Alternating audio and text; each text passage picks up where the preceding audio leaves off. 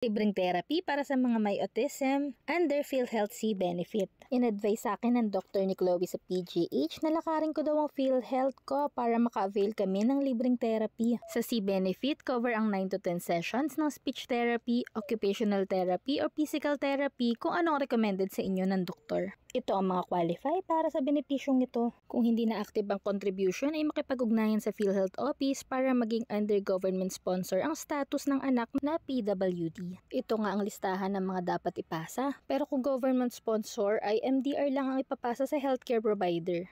Ito ang updated list ng PhilHealth accredited facilities para sa libreng therapy.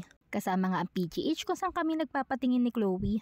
Ito nga yung iba pang services ng PhilHealth na nakapaskil sa labas ng opisina nila. Lalagay ko na nga lang din po ang link ng PhilHealth sa comment section para sa iba pang mga impormasyon para ma-maximize din natin ang paggamit nito. Iba't ibang diseases at disability ang covered ng C-Benefit kaya visit nyo na lang din yung page. So yun lang for now. Follow me for more related videos.